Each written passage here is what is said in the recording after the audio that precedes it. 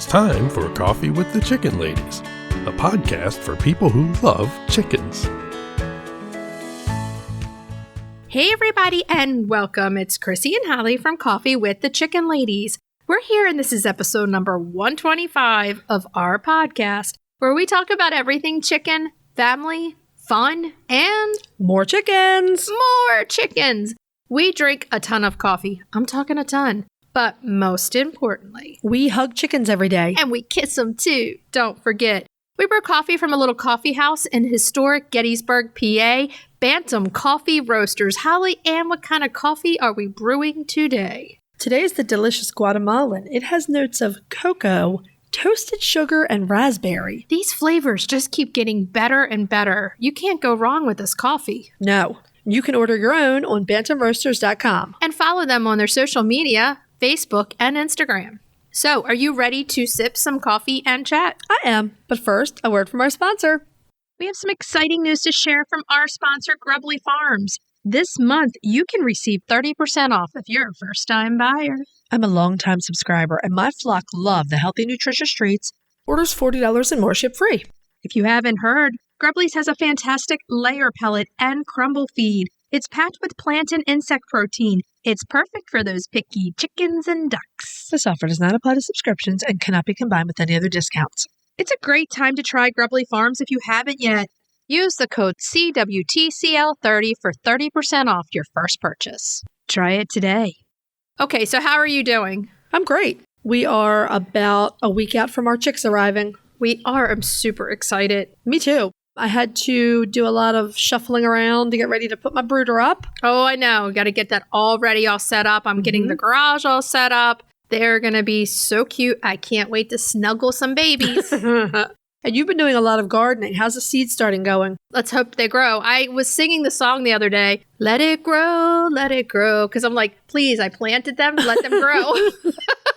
This year, I'm branching into seed. Normally, I'm the plant girl. I buy the plant already started. But I bought the little greenhouse kit. It's like it holds 72 seedlings. Yeah. And then it has the mat that goes under it and the cover. Mat, right? And so it makes like a little mini greenhouse right in your kitchen. Yeah.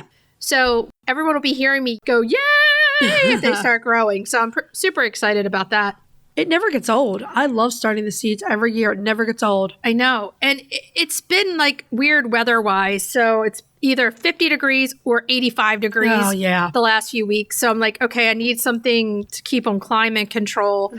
I was up in the attic, though, and I was finding a whole bunch of chicken stuff today. A little chicken Cabbage Patch doll. I had no idea such a thing existed. I bought them for the girls when they were little. And I was like, yeah, that's coming to the studio. Absolutely. Everything I find up there, I'm like, okay, that's coming to the studio. Perfect. So how have you been? Great over here. We're also starting lots of seeds. You know what's coming into bloom? What is that? My apple trees. Oh, God. We have heard about these apple trees so much. I'm glad that they're now blooming. Yeah, me too. Does everyone remember last year the planting of the apple trees? That was a lot of work. If so, raise your hand. The only person around here who had a problem with it is you. And you're going to stop having a problem when I'm bringing apples over here. Are you going to bring apples over? That's my question. Do you deserve apples? I've been your best friend for 40 years. I should not have to answer that question. Nah, apples for you, apples for chickens. Yay! Okay, so on that note, if you're listening to our show and you're loving it, head over to Apple Podcasts and leave us a written review. It does amazing things for the growth of our show. And while you're there, another great way to help us, and it's super easy, is to hit that subscribe button. You never miss an episode. You can tell some chicken-loving friends about the podcast, and thank you to everyone who's been referring friends. We really appreciate it. We love it.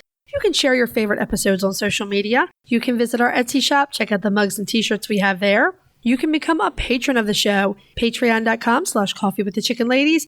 Another big welcome to our newest members. And the other thing you can do to help support the podcast is visit our show notes and website, use our affiliate links and discount codes, and buy products from our sponsors. Yay! Hey, Chris. Yeah? Do you like subscription boxes? Does it have anything to do with chickens? Of course. Then yeah. Let me take a minute to tell you about the Chicken Love Box. If you love goodies for your chickens and you need to go to chickenlove.com. I love the mega box. Tons of useful products for my flock and a chicken tea for me. You can't go wrong with a chicken tea. They are so cute and so soft. In the February box, I absolutely love the red iron rooster trivet and the seed block. I really love that egg timer. It's going to be great when I'm baking. And those chicken stickers are going to be awesome on notes I send out. Boxes start at $39 a month. They ship immediately after your order, and shipping is always free. Such a great deal.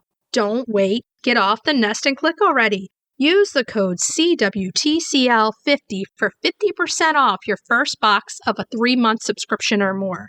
That's chickenlove.com. That's chickenluv.com. Get your subscription today. Have you heard of Strong Animals Chicken Essentials? They make natural supplements for your flock. Strong Animals has used plant-based products and natural approaches to promote the health and vitality of backyard flocks. Their products contain organic essential oils, prebiotics, and other natural ingredients to support the immune system and digestive health. Give your chicks and chickens what they need to thrive with Strong Animals health products. Visit GetStrongAnimals.com today. The Breed Spotlight is brought to you by McMurray Hatchery, defining quality for generations. For over a century, McMurray Hatchery has remained a trusted family-owned business working tirelessly to ensure our poultry meet the highest standards. Whether you are an experienced enthusiast or just embarking on the journey, look to McMurray Hatchery for guaranteed quality, rare, and heritage breeds, low minimums, and all the supplies you need to raise your flock. Request a free catalog today. It's the time for the Breed Spotlight, right? This week's Breed Spotlight is The Marans. the quintessential French hen. Except when I went through all of the various poultry history books, almost no one talked about the Marans. Really? It's almost as if the Marans were dismissed as this kind of country hen. Like they were the domestic, like worker bee hen of the French countryside. You know, they weren't La Flèche or the Crevecoeur or the Faverolles. They were kind of like the Java in the U.S. Kind of, maybe. You know, like that chicken that was around every homestead, every barn, every farm. Taken for granted. And taken for granted. But here in the U.S., we do not take them for granted. We're like they're French. We love them. Well, I don't know how you would not know what a Marans is, but we'll tell you. The Marans are a beautiful French breed of chicken that are most famous for laying dark brown eggs. Yes, they are. And let me just say this. I think they're taking over popularity in the U.S. I think they're one of the top popular chickens. They are, no doubt. They come in several different color varieties, and they've become extremely popular in the U.S., as you just said. Now, I think the credit goes to Martha Stewart. She shone a spotlight on the breed and their gorgeous dark brown eggs. She did it both on her TV show and in her magazine. She did. I remember seeing them because I used to subscribe. Yeah. When it was still a print magazine. When we were younger, the magazine was the it magazine for Martha Stewart. I mean, you went to the store, you bought the magazine, you followed what she did. And she did showcase the Marans. She did. Those dark brown eggs, and people went insane for them. Oh, yeah. The chocolate colored eggs. Now, I do have two of the cuckoo variety. We all know it's Drusilla and Anastasia. The cuckoos are not as dark, though, as the black copper. Right. So the Marans were developed in the coastal town of Marans, which is a town south of Paris on the Atlantic side. So you're going to find some sources claiming that this breed was developed in the 19th century. But in reality, it's much older than that. It really is. So in this area of southern France, there was a marsh hen that was essentially a landrace or like a feral breed of chicken, kind of roamed the countryside. We're talking about hundreds of years ago, like 1200s, 1300s, 1400s.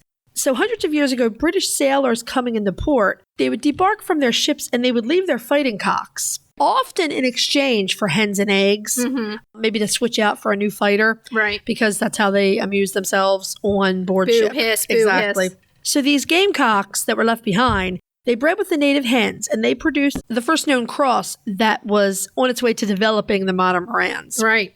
And I think that a few hundred years of these crosses left the Marans with a bit of the pugnacious personality of the game birds. They're definitely known for that personality. They are strong and spicy birds. They're spicy birds. They're good with people. They're not so good as flock members. Now, I'm sure there's many other that are, but their reputation does show that they're not great roommates. Well, exactly right, yeah. So you see all these sources saying the Marans were invented in the 19th century. What actually happened in the 19th century was not that the breed was developed, but that was when they were improved. I'm using air quotes, improved. Hen fever spilled out everywhere. And this was when Brahmas and Langshan's were bred into the Marans. Right. And it was probably to add some size and weight. They also added that lightly feathered leg, though. Which the cuckoos do not have. The American Poultry Association Standard of Perfection notes that soldiers returning from World War II brought chickens and eggs home to the U.S. with them, but they were probably in small numbers. I mean, just probably what a person could carry. Now, after the war, France was still reeling from World War I, and then, they were in the thick of both world right. wars. So after the war, the Marans really were in a serious decline in France. And for about the next 40 years, French breeders worked to bring the breed back from endangerment. And it was like an all-hands-on-deck effort. The French government, the French Marans Club, which had been established back in 1929, and a bunch of private breeders worked to increase numbers of Marans, but they found that the egg size and especially the egg color were suffering. Right. So it took another 4 or so decades of breeding, but eventually the Marans in France were again conforming to the breed standard that had been established back in 1931. Now, the Marans Club of France, on their website, they note that a handful of dedicated breeders were working on the copper Marans, and they did succeed in bringing back those dark eggs. Right. But some critics say that sacrifices were made in appearance, especially in the plumage category on the black coppers. Some trade-offs, I guess. Now, like we said in the beginning, the merit of the Marans as a breed was not always appreciated throughout the 19th and into the 20th centuries. And my best guess, what I've gathered, is that they were just dismissed as country hens, especially the cuckoo. So when you have a worker bee chicken that is on all the farms, we were talking about the Java in the US. It kind of is the same type. That chicken's just there and it's sad, but they don't get the recognition that they deserve. Lewis Wright rarely deserts me, but he and pretty much all the other poultry writers that I've researched in, they didn't even mention the Marans amongst the French breeds. They didn't get the recognition. What happens is you have somebody like Martha Stewart, who is completely influential, and she comes in and brings a big spotlight to this bird. And it was the eggs. It's the eggs. Like these chickens were laying these dark brown eggs all along. Yep. And they were just, everybody was used to them. Visualize that spread in the magazine with those eggs. Yeah. I mean, everybody was just used to those eggs there. Yep. So it wasn't a big deal. Yeah. And the cuckoos, they are a little bit less appreciated than, let's say, the black copper. Absolutely. Or there's also the golden cuckoo. There's a lot of different varieties. Right. Now, here in the U.S., there are only 3 colors accepted by the APA in the continental class. So you've got the black copper that was recognized in 2011. The Wheaton. Also 2011. 2011. And then you have the white, 2014.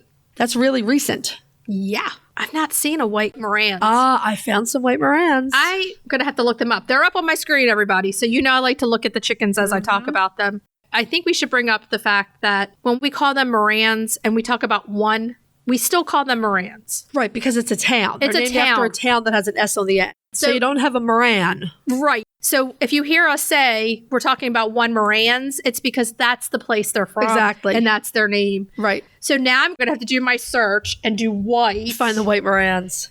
Oh. They're very pretty. Yes. Now, I'm also seeing blue splash Marans on here too.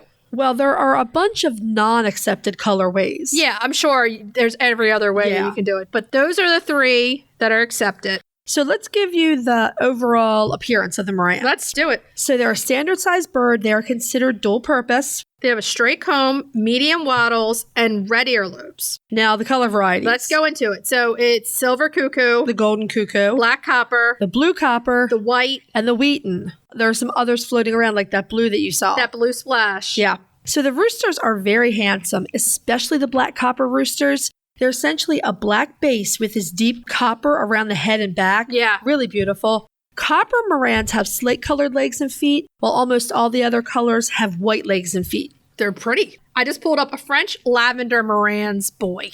Ooh. Look at him. He's handsome. There are definitely some other colors floating around here. I feel like they're almost like the Orpington when it comes to colors. Like whatever color you want, there's been an explosion of breeding these chickens. Absolutely. Which is a little scary to me, but we'll see. So let's go into the weight categories. So roosters are weighing in about 7.5 to 8 pounds. Hens about 5 to 6.5 pounds. My 2 girls are on the way of 6.5 pounds. Yeah, I noted that. Cuckoos tend to be on the larger side. They're larger and their coloring is definitely different. So when you put them next to the barred rocks, there's definitely a difference in the way that the barring is. They're more slanted versus straight bars. It's more irregular barring. The cuckoo, yeah. It gives them an overall look of being darker. Now, the U.S. and the French standards both specify the lightly feathered leg. The English strain of Marans is clean-legged. Now, I don't know if you remember all the way back when we did our first Marans breed spotlight. It was like episode 20. It was so far back. Well,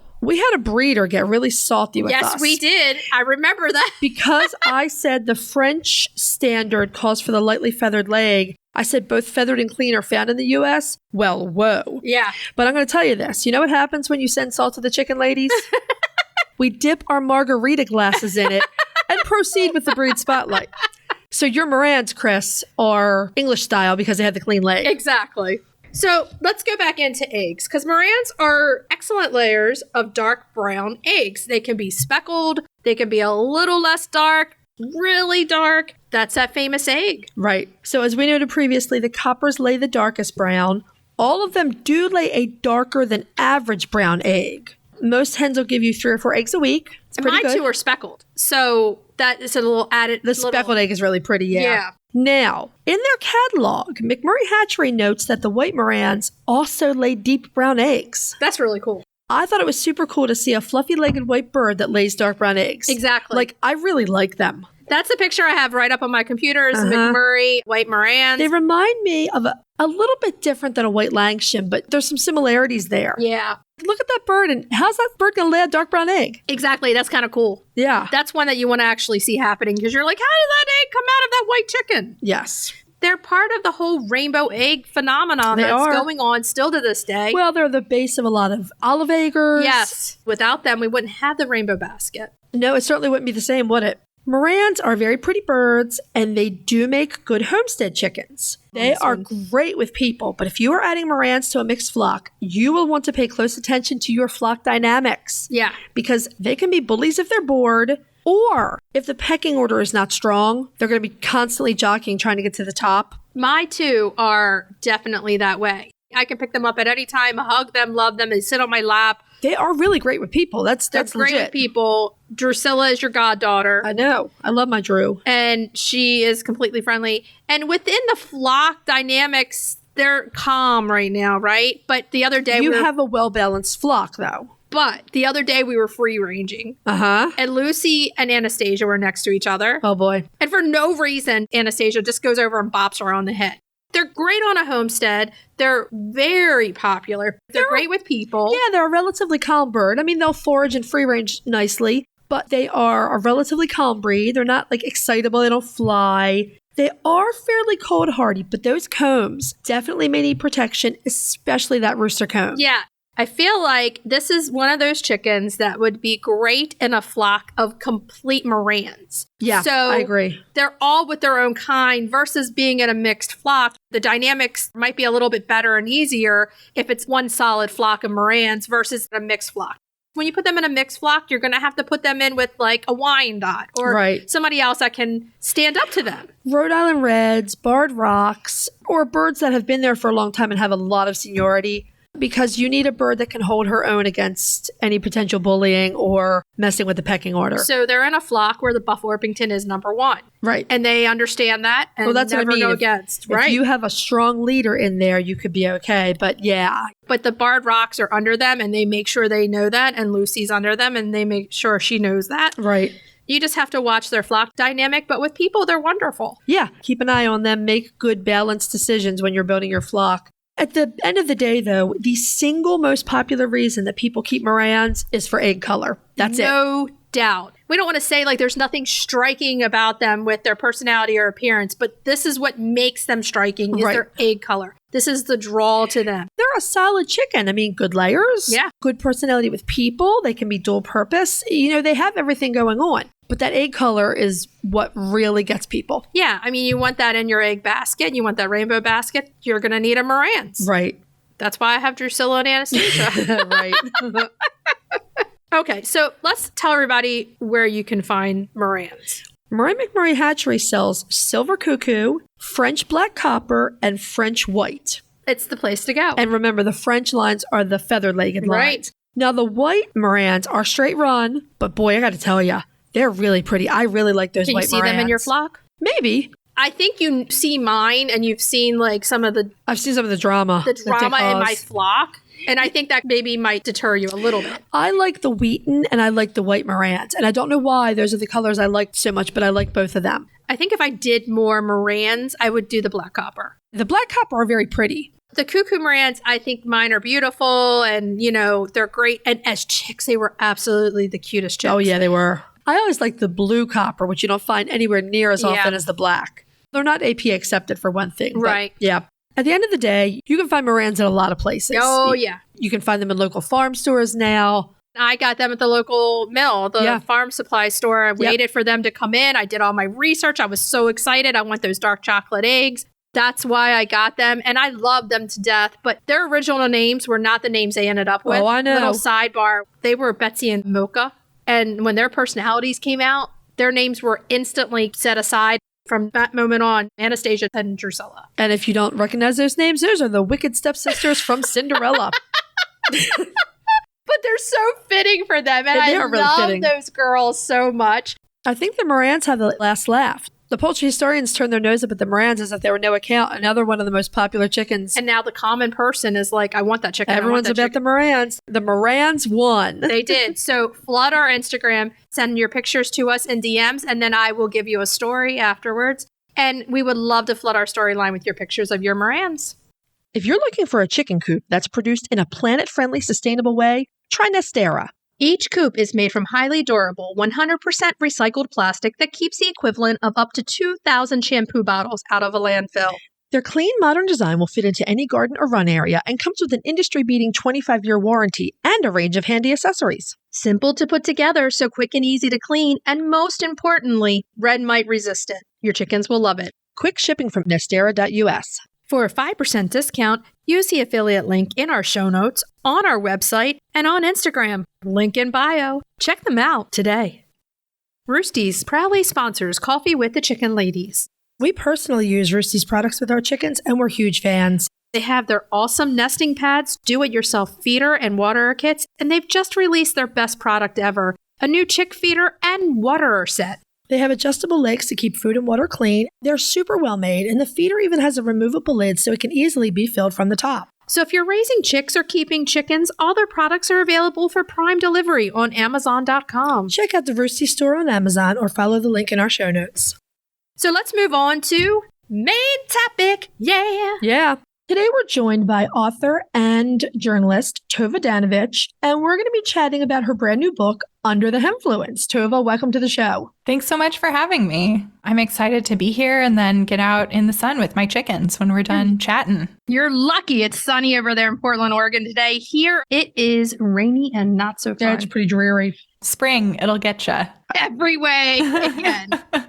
That's for sure. So obviously, you're a chicken lady. Yes, that is, I think, 100% correct at this point. So we'll start off with the basics. How many chickens do you have in your flock right now? Can you tell us some of the breeds? I have 8 chickens right now. They are mostly all different breeds. I have 2 Ducals, 2 Cochin Bantams, but they're different colors. And then there is an olive egger, Easter egger, black copper Marans, a Polish.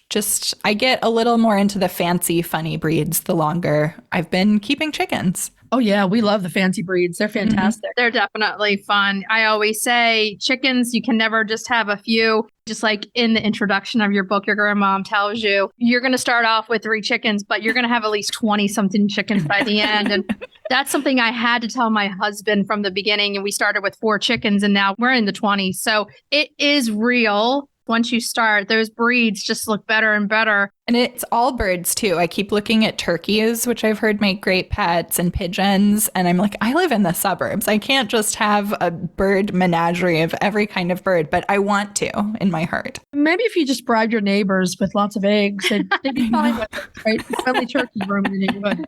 We love turkeys. Turkeys are amazing. Turkeys, ducks, geese, all the poultry. We love them all. I mean, chickens are our heart, that's for sure. So let's start back. You lived in New York and you had dreams of having chickens. And you were like, look, once we get out of the city, this is going to happen. And you made it happen. So what was something in you? Was it that backstory with that you tell in the introduction with your grandmom that is the heart of the whole reason why you have chickens? Or was it something else driving you?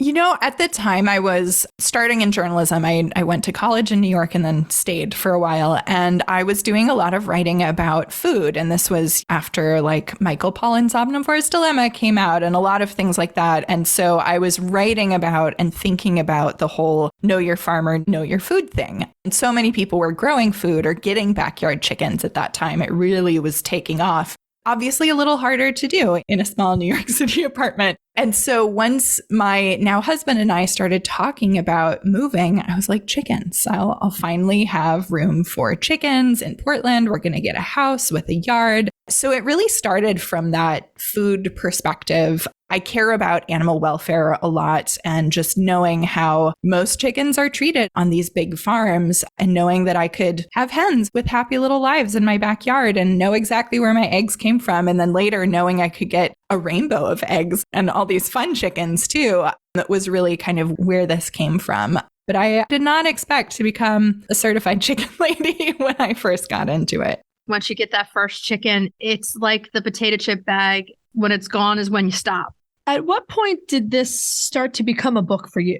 Pretty soon after I started thinking about it, because I'm someone who likes to research. I do it for my job. So I was reading all of the chicken books that I could find. And as I was spending time with these like adorable baby chicks that I had in my bathroom across the hall and reading all these books, I really wanted to read something that seemed to capture the delight I was feeling when it came to chickens and also more about our interactions with them. Because just from the conversations with my grandma, much less when I was reading, I knew that this had gone back such a long way and there was so much there. And that book just didn't exist. So being a journalist, I've thought about writing a book of some kind for a long time. I didn't think it would be a chicken book when I got around to it, but I just had to write the book that I really wanted to read when I first happened upon this. So I was taking notes pretty early on. It took a while for the book to actually be sold and come about, but it was something I was thinking about earlier than I would have imagined.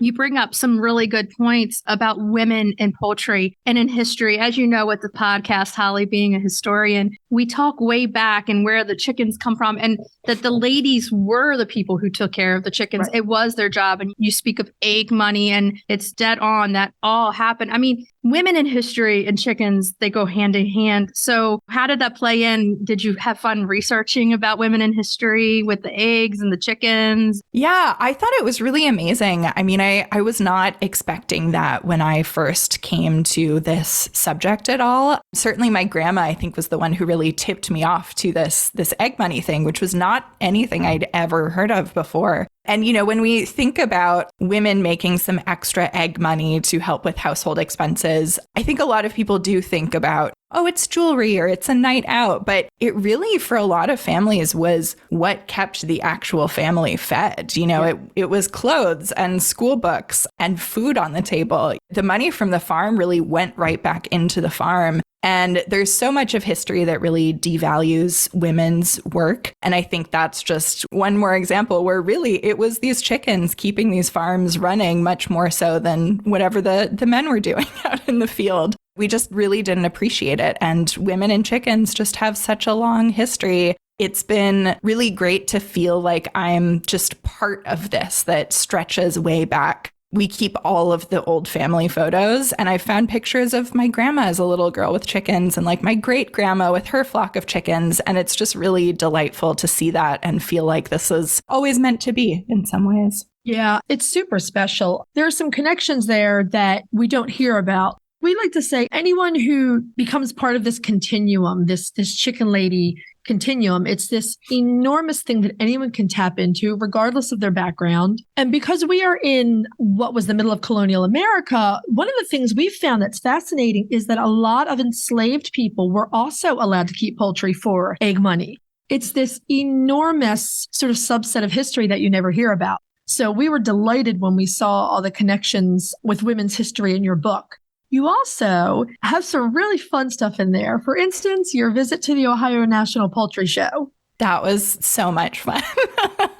You saw author Jan Brett there, which as a retired librarian, I will say was pretty special. I had no idea she was a chicken breeder. Did you see anyone else there that you did not expect that you would recognize at a show? Jan Brett was the big one. And I talk about this in the book, but I still have books from when I was like a toddler, and I have a number of hers still. And I love just seeing her in person and realizing she was dressed to match her chickens was just such an amazing moment. I did see some other people, I'm forgetting the name now, but there was this amazing documentary called Chicken People that came out a number of years ago. And one of the characters, quote unquote, but of course a real person who was showing chickens in this documentary, he was walking around judging at the Ohio National. Wow. I felt like I was looking at a movie star and no one else seemed to care. I'm sure they see him all the time. He was trying to create like perfection. And he had this encyclopedic recall of every single bird by every single number. It was all completely numbered. He was a judge there. He was a judge, and I saw him walking around and I was just like, I'm not going to say anything. You know, it's like when you see a celebrity back when I lived in New York. So that was really fun. But yeah, there's such a long history of people from all walks of life getting into chickens. And that's been something I've just loved about the chicken community. You know, people talk about when you get a large following on the internet, terrible things happen and all these mean people come out of the woodwork and it's really difficult. And I've been keeping a chicken Instagram for all this time. It's gotten quite popular. And I've just met the most wonderful people there who I never would have met. It's always a joy going onto chicken Instagram and seeing other people's flocks and talking to them about chickens. And I think it's just such a really warm and supportive community of people who maybe don't have a lot of money, maybe they have a lot of money and this is what they spend it on, and everything in between. Yeah, we found the same thing, actually. We have a pretty big following, and it's, I would say, by far the majority of the time, it's extremely positive and it's delightful. And speaking of someone with a large following and someone who has frequented the Ohio National Poultry Show, I agree with you wholeheartedly that Martha Stewart is the person responsible for late 20th century chicken ladies. When she had her show, her books too. And her books, she brought them back. The Marans were her baby. Absolutely. And she brought them back into popularity. It's so funny. You touched on World War II and then the change in industrialization. And we talk about that all the time on this show because it was a turning point where the war had brought about famine and brought about starvation in some people. And then they said, well, what can we do to get more food? And the chicken at that point was industrialized. It's so funny to see it through all the years and the decades. And now to go back to basically World War II, where we're giving them more respect. We're loving them. One of the things with women long ago keeping chickens is that unless they were someone educated, they may or may not have been reading and writing, which means they may or may not have been writing down. For all we know, 17th century chicken ladies could have adored their hens and had names for all of them, but we don't have any way to know that. Right. So we get to document all of these things now. So through your chicken keeping journey, what's the standout for you? Is it the personalities of the chickens, or is it a bigger thing like food security versus chickens' welfare? Or feeling part of a community?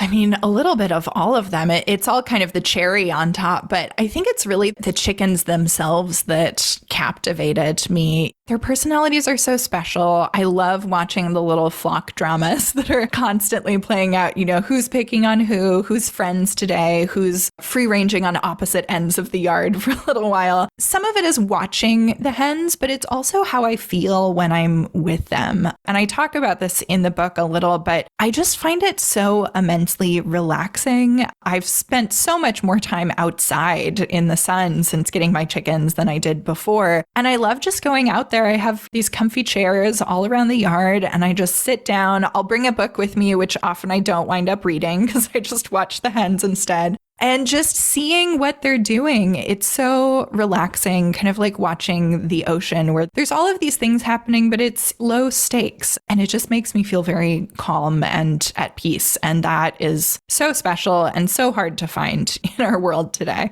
We agree wholeheartedly, and you're absolutely right. I struggle for the words for that. Like, it just feels right. It's just part of the foundation of my life at this point. I don't think I could live without my chickens, honestly. Yeah, they are very special. And what we talk about a lot on the show is their emotional capacity to love and feel love, which somehow has gotten pushed aside a little bit. So we want to bring it back in and understand them a little bit better. They're highly intelligent. They have the capacity to love us. We can love them back. And they mean something to people. So getting those eggs is just a plus. Other than that, it's just a love they give back to us. You get the chickens for food security or because you want to know where your food came from, and then you end up with this absolute love affair with your chickens. 100%. Yeah.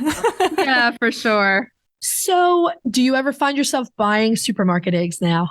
Every once in a while, and I hate it. I try to, store my eggs kind of starting late summer, early fall, and hope that that gets me through the winter. And we usually cut down on how many egg breakfasts we have around that same time. This winter, the weather we've been having, and then everyone went through this really hard molt. So they stopped laying a lot sooner than I anticipated. So we did wind up getting a couple cartons of eggs, but I just looked at them askew. I kind of stopped eating scrambled eggs for breakfast. I'd use them for baking, but that was about it. And I do eat eggs when I go out to a restaurant, but it just feels wrong now to make eggs in my kitchen that aren't from the ladies. And it's great. I'm so happy it's spring. I just put out the little spiral on the kitchen counter so I can see all the different colored eggs and pick out which combination is going to be right for my breakfast that morning. So yeah, I try not to. And just as the years go by, I get less and less excited by grocery store eggs. Yeah, I'm with you. When you go to the restaurant, some things that have eggs in them, they're baked with eggs, or you order eggs. And I kind of have the same thought. It's almost like a little disloyal, but you're like, I'm sorry, but I'm at a restaurant. I got to eat these eggs.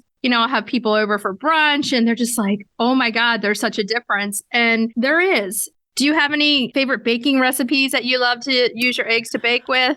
Well, my husband for Christmas got me one of those crepe pans because I love crepes. Our first apartment that we had together was next door to a little creperie in the West Village. And they had this amazing crepe that I could never find anywhere. And it was goat cheese, tomato, honey, and basil. And it's the best crepe. And every time I go to a restaurant, I was looking for this and no one else carries it. So he got me this. So I get to make them on my own now, which is just a delight. Uses a lot of eggs, but then you also have frozen crepes for the rest of your life because you get about 30 of them every time. So that is my current favorite egg baking. But I love a Dutch baby too. When we have guests over, it's a really fun way to use up a lot of eggs, and ice cream as well. Yeah. Yeah. We've been making our own ice cream, and we just had brunch with friends of ours yesterday. So the vegetable quiche is always a big hit. I love baking with them, and people just love eating them. They're like, it's so much more fun to eat a fresh egg from the backyard.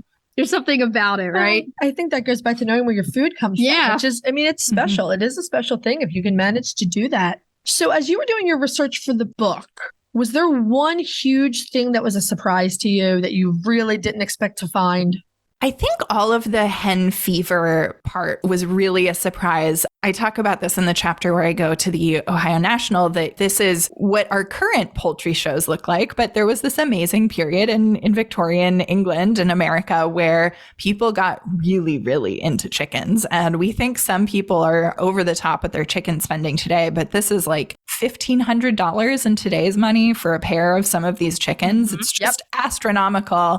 And I've always loved reading about anything the Victorians did. I feel like they just loved boom and bust cycles. Everyone got really into orchids and then tulips and then I guess chickens for a while. So that was really fun to read about and how it crossed over to America, and many people that I recognize from history, like Daniel Webster, who was a chicken person. And I just had so much fun reading all of this writing about the craziness that went on with people and these chickens, that they had never seen these fancy breeds of chickens before and had to have them all. I relate. Exactly. Yeah. It's so funny because my great-grandparents, my family, they're Italian immigrants. So my great-grandparents came over from Italy. And when they got here, what they did was they had an egg farm. So they supplied the eggs for the entire town. And so my mom grew up on an egg farm. So I'm like a fifth generation chicken farmer. But my mom has the opposite effect. She has anxiety when it comes to chickens because she grew up on the other side of it, the more industrial side egg farm. Even though that was their home, it was their business. So she tries to cuddle with my chickens now, but she's like, oh, I don't know. There's this amazing old book called The Egg and I that was really popular at the time. And it's about a woman whose husband decides that they're going to have an industrial egg farm. And they made a movie out of it, which I need to watch still. But she did not like the chickens. It's very much that story. And I think that's the other side of it, right? So that is what happened, where you take all the kindness and love out of something and you make a big business. Right. And then your outcome in the end and your feeling in the end is completely different. The chickens weren't named. There were so many of them. In the beginning, my mom was like, what? They have names? Like, yes. And that's a farm where the chickens did get to range. And when they did see they were free range. Completely different than the farms today. There were just a lot of them. And they all were outside free ranging all the time. And that's how they made money for the entire family. But like you said, it's not even the full industrial side of it. Right. Your book's very nice and you love these chickens so much. And we can just feel that through your words. Thank you. So you did a whole chapter on chicken training and obviously talking about the intelligence of chickens, things like that. Before you did that research, had you already figured out some of this with your own flock? I knew that the flock would come when called, and I figured out pretty quickly that the fastest way to a chicken's heart is through their stomach. So if you want your flock to get friendly, give them treats and they will really love you and follow you around the yard and want to know what you're up to.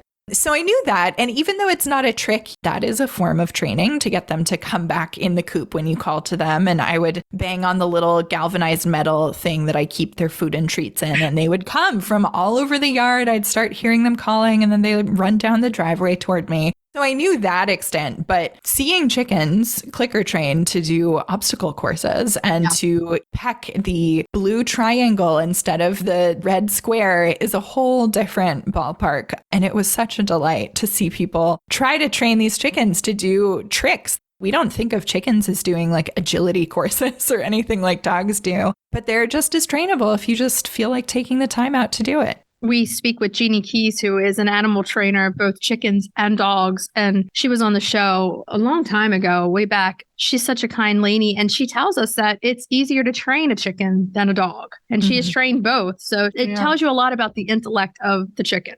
That's one of those misconceptions that chickens are stupid.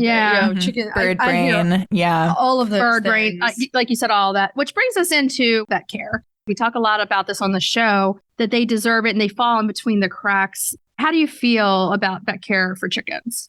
I'm really lucky where I live that I have the Avian Medical Center, which everyone in Portland that loves their chickens goes there. I see chickens there all the time when I'm dropping mine off. And Dr. Littner just knows everything about chickens, and she'll do barium x-rays on them and all of these things that can be quite hard to find from other vets. I'm very lucky to have that, and not many places have someone who is experienced in chicken veterinary care. I loved being able to research why that is. A lot of it does go back to the fact that A, these animals on their own aren't worth a lot of money, and B, women were the ones taking care of them. So of course, women were doing the quote unquote vet care and home remedies and passing these down from one person to another. And so when we do see chicken veterinary information that's published in a journal or the other places that veterinarians go to find the latest research, it's chicken veterinary care for flocks of 50,000 chickens or 100,000 chickens. Yep. And the way you diagnose something is you kill the chicken and you do a necropsy. And I'm strange in that I like to bring my chicken to the vet and have them alive at the end of the appointment. And that makes diagnosing them a lot harder. So I have a lot of sympathy for these vets who probably didn't get much training in school about chickens, probably don't see a lot of chickens. And you have to grow your knowledge in veterinary care, just like any other specialty. And they have so many animals they're supposed to treat. So I do think things are changing as more people are willing to take their chickens to the vet and find good people nearby who are willing to learn this. But it's definitely at a tricky midpoint right now.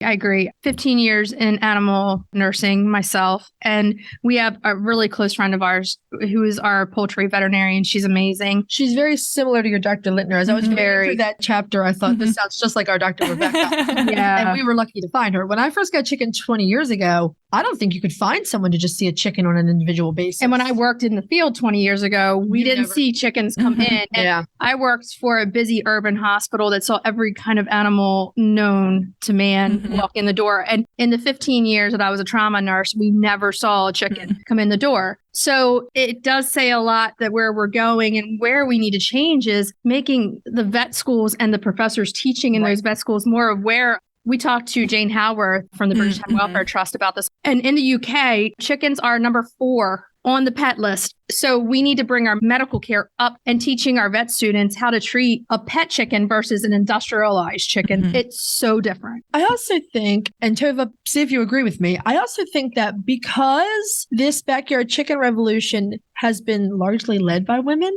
we tend to be very emotionally attached to our flocks. And so we do tend to seek out veterinarians. Did you see the same yourself?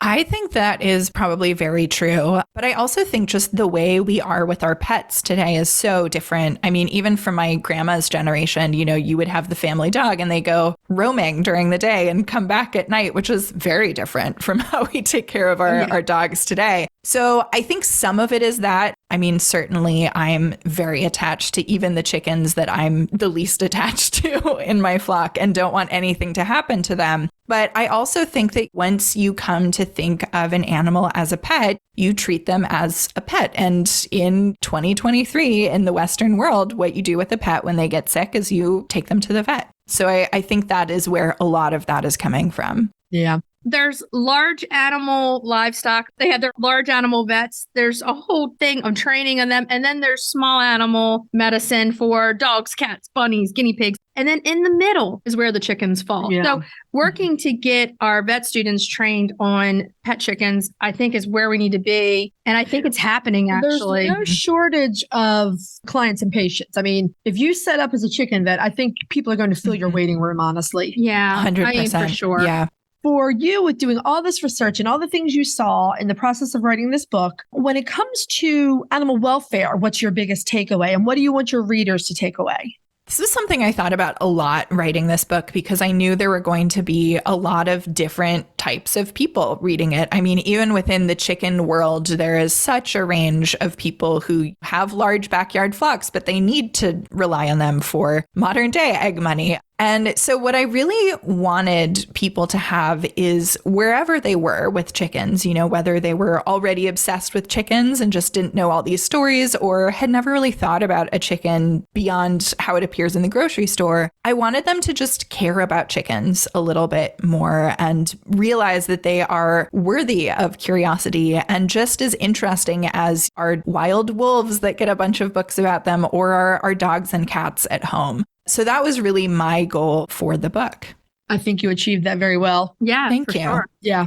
So where does the future take you? What projects are on the horizon that you want to share with us and our listeners? Well, I'm going on book tour for the book, so that's going to take up my next couple of months, and I'm so excited to talk to more chicken people. I've already had a number of people who asked me to sign the book to their different flock names. So, you know, the rooster and his ladies, and I love all of it. So that'll be a lot of fun. But I really enjoyed writing about animals. I've kind of moved over to it a little bit over the years. So I'm hoping whatever the next project winds up looking like, and I would like to write another book. I really enjoyed this process so much. Diving deep into research and talking to other people, it'll probably be about animals too. Nice. Great. And then our final question. This is the question we ask all of our guests, and it's totally unfair. And we ask it anyway.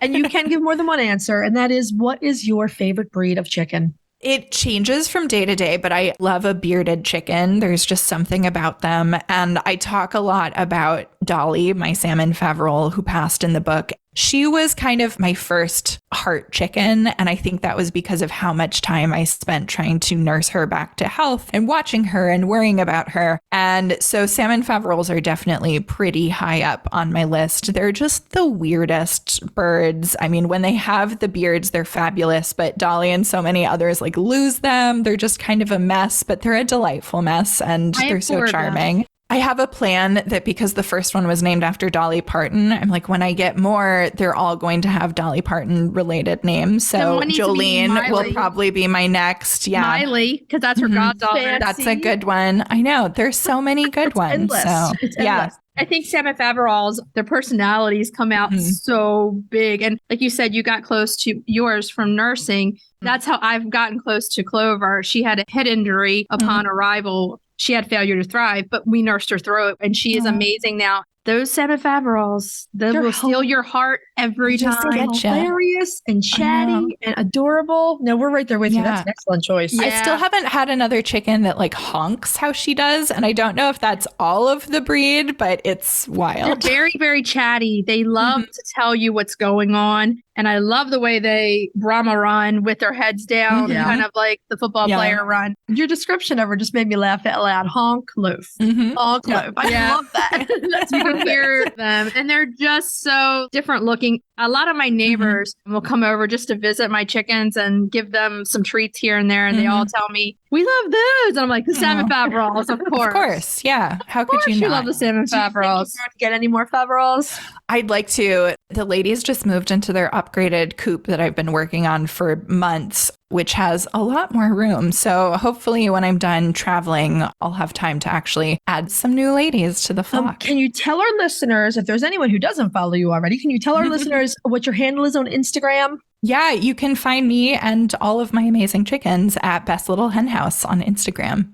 And are you going to be traveling the entire country or? Not the entire country, but a lot of places. So I have a bunch of West Coast stops. I'll be in the Midwest a lot and then the East Coast. And then I have some online appearances too. So there's just one of me and a big country full of chicken people. So for all the places I can't be, you can see me online. That's wonderful. Okay, so we just want to thank Tove one more time for coming on and spending this lovely time with us. We love chatting chickens and we love your book. It's been a real pleasure. If you're looking for Tove's book, we'll have it linked in our show notes. You can buy your copy that is under the Henfluence. Get yourself a copy of it.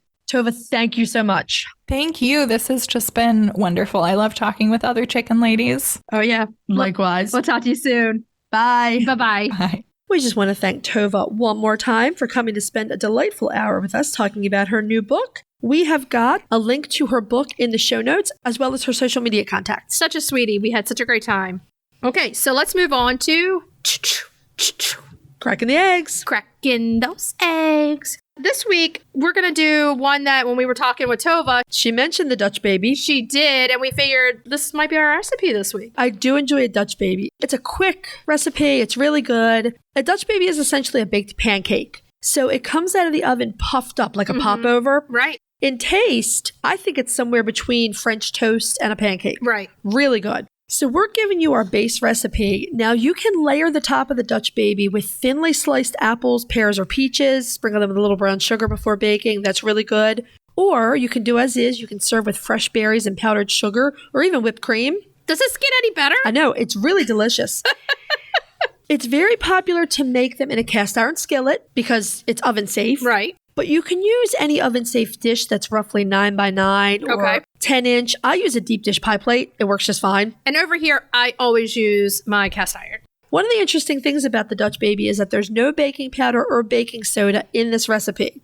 All the lift is provided by the eggs and the heat in the oven. Exactly. And those eggs can give you a lift. So the eggs provide the lift, the heat of the oven puffs them up, but with no structure to support them, they eventually collapse after they come out. Kind of like a souffle. Right. It puffs right up. No jumping in the house when they're in the oven. I suppose that's true. Do you remember when we would, There's a cake in the oven. Do not make noise. Oh my God. My mom would bake. Nobody run and jump. There's a cake in the oven. They would say, make the cake fall. Yes. I've never seen that happen. When I was in my 20s and I was doing a lot of cake baking, that popped into my head and I would stomp in the kitchen and jump up and down and my cakes did not fall. And I've been baking since I was like 20, right? I've never seen a cake fall due to people walking around. No, I mean, the only time I've ever really had a cake fall is when my baking powder was too old and it didn't do its job. But it's like one of those things our moms constantly told us. Yeah. No running and jumping. There's a cake in the oven. Yet they'd be opening the door to look at the cake, which can make a cake fall. So anyway, that aside. Okay, so we're going to preheat our oven to 425 and place the oven safe skillet or the dish inside the oven. Right. You want that to heat up. So let's go through our ingredients. 2 large eggs, which we know we have a lot of right Plenty now. of eggs. Half a cup of milk or dairy-free milk. 2 to 4 tablespoons of sugar. In this house, it would be 4 to 8. That's for sure. A teaspoon of vanilla, a 1/4 teaspoon of nutmeg, a half a cup of all-purpose flour or gluten-free flour 1 to 1, and 2 tablespoons of butter, if not the dairy-free butter.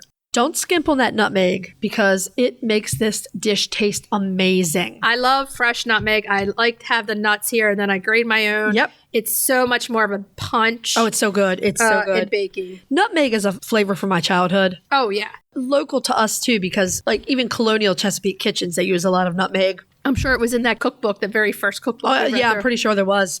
In a large mixing bowl, you're going to put all the ingredients in except the flour and the butter. You're going to whisk it really thoroughly until the batter's frothy. Get some air into it. I love frothy batter. Yes. Well, that's going to help your eggs rise even more. So really get some air into that batter. You're going to add the flour and whisk it until it's fully blended. At this point, you're going to take your pan out of the oven and you're going to drop that butter in. And 2 tablespoons seemed like a lot, but it really does its job. I mean, if you're going like a normal size iron skillet, that's pretty big. It's going to do its job. Yeah. Swirl it around the pan, the butter, as it melts. And then once you've got the pan coated with butter, pour that batter in.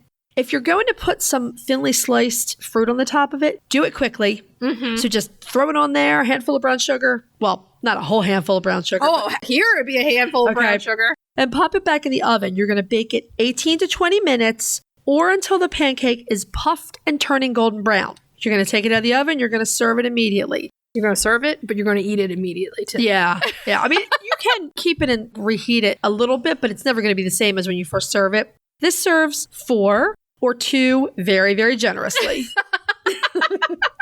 So you might be making, 2 of these if you have a family that really loves pancakes and stuff like that. Yep. Okay, so try it. You might like it. Send us pictures when you do. We'd love to see them.